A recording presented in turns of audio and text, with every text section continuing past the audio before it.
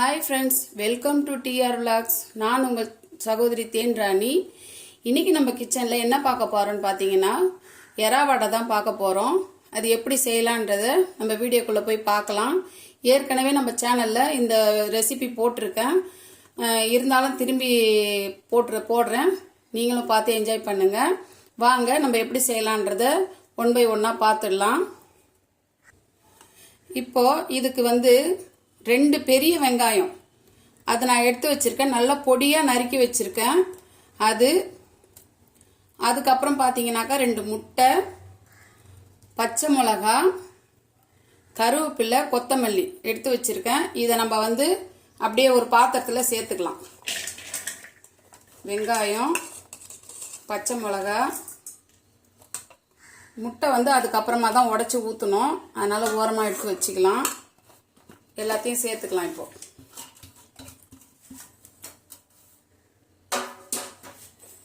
எல்லாத்தையும் சேர்த்தாச்சு.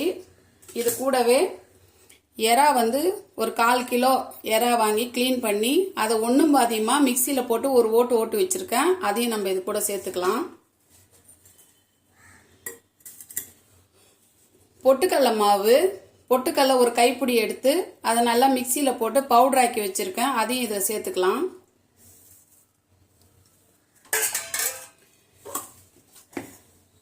தேங்காய் ஒரு 1/2 மூடி தேங்காய் அதை நல்லா அரைச்சி வச்சிருக்கேன். ரொம்ப ஃபைன் பேஸ்டா இல்லை, கொஞ்சம் நொறுன்னு, அதையும் சேர்த்துக்கலாம்.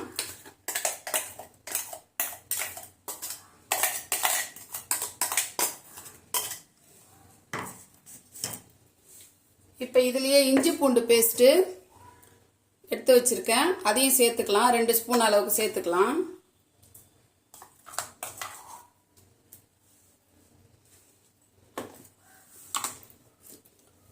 அதுக்கப்புறம் மஞ்சத்தூள் கொஞ்சம் சேர்த்துக்கலாம், ஒரு 1/2 ஸ்பூன் அளவுக்கு. தேவையான அளவு உப்பு சேர்த்துக்கலாம். இதை நல்லா போட்டு நல்லா பிசைஞ்சு எடுத்துக்கலாம்.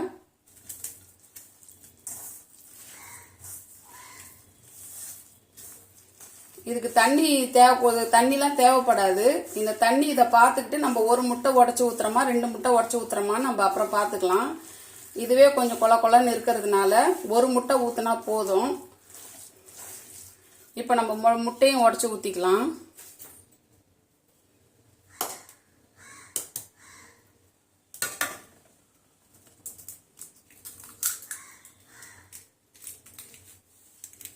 இப்போ நல்லா பிசைஞ்சு எடுத்துக்கலாம். இதை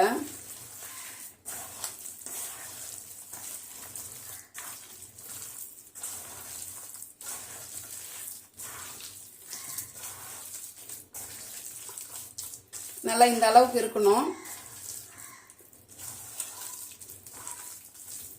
உப்புலாம் பார்த்துட்டு ரெடி பண்ணி வச்சுட்டு நம்ம தட்டிக்கலாம்.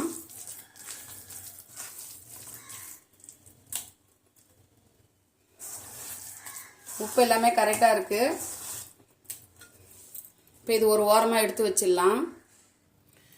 இப்போ நம்ம அடுப்பை பற்ற வச்சிடலாம். ஒரு தோசைக்கல் வச்சுருக்கேன், இதில் தான் நம்ம செய்ய போகிறோம். வானலில் கூட செய்யலாம். மீடியம் ஃப்ளேமில் வச்சு நம்ம செய்ய போகிறோம். நல்லா காயிட்டோம். இப்போ தோசைக்கல் காஞ்சிடுச்சு. இப்போ நம்ம சுட்டு எடுக்கலாம். அதில் இந்த அளவுக்கு எடுத்துக்குங்க. இந்த அளவுக்கு எடுத்துக்கிட்டு இப்படி செஞ்சாலே போதும். கையிலலாம் தட்டணும்னு அவசியம் கிடையாது. இப்படி போட்டு எடுத்து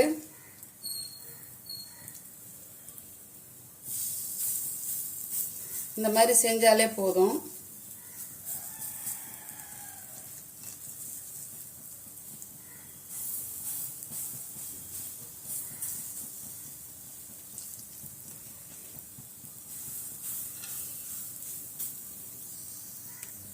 இப்போ எல்லாத்தையும் தட்டியாச்சு.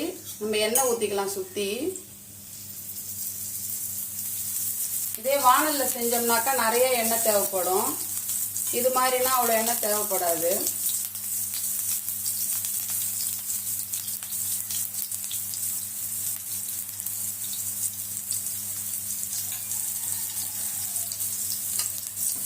இப்போ நம்ம திருப்பி போடலாம்.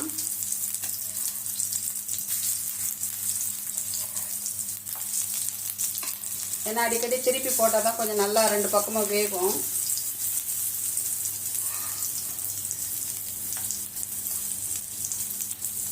நல்லா வேகட்டும்.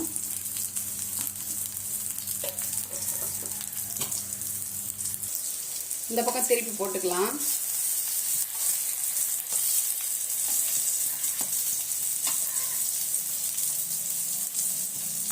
இது மாதிரி போட்டால் தான் கொஞ்சம் 2 பக்கமும் ஈவனாக வேகும், இல்லைன்னா ஒரு பக்கம் கரிஞ்சிடும்.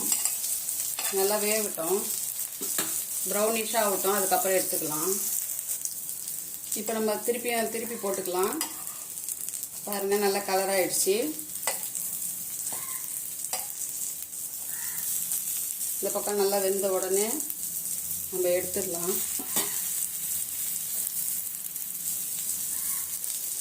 இப்போ நல்லா வெந்துருச்சு. இப்போ நம்ம எடுத்துக்கலாம்.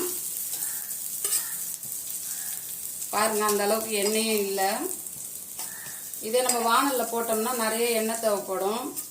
இந்த மாதிரி இருந்ததுனாக்கா ரொம்ப எண்ணெய் தேவைப்படாது. மறுபடியும் நம்ம தட்டிக்கலாம்.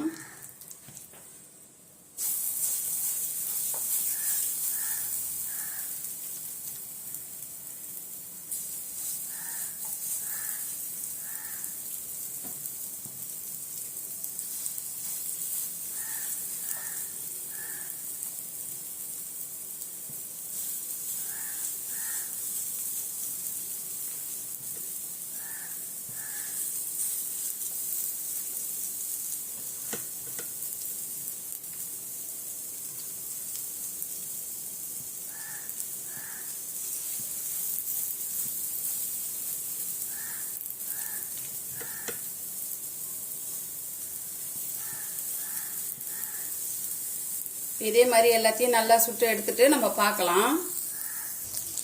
திருப்பி போட்டுக்கலாம்.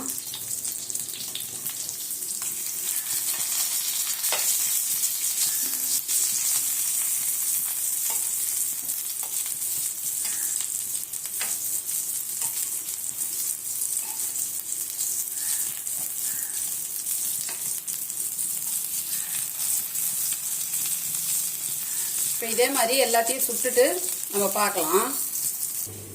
இப்போ எல்லாத்தையுமே சுட்டு எடுத்தாச்சு. பாருங்க எவ்வளோ சூப்பராக இருக்குன்னு சொல்லிட்டு, ரொம்ப டேஸ்டாகவும் இருக்கு. சாப்பிட்டு பார்த்தேன். நீங்களும் உங்கள் வீட்டுங்களில் இதே மாதிரி செஞ்சு கொடுங்க. வீட்டில் இருக்கவங்க சந்தோஷப்படுவாங்க. நம்ம என்னதான் செஞ்சாலும் வீட்டில் இருக்கவங்க நல்லா இல்லைன்னு சொன்னாங்கனாக்கா அதை பற்றி கவலைப்படாதீங்க. நம்ம கடமையை நம்ம செஞ்சுக்கிட்டே இருப்போம். இதோட ரெசிபியை நல்லா கவனித்து செய்யுங்க. ரொம்ப டேஸ்டாக இருக்கும். இன்னொரு வீடியோவில் நம்ம கூடிய சீக்கிரம் சந்திக்கலாம். அது வரைக்கும் பாய் பாய்.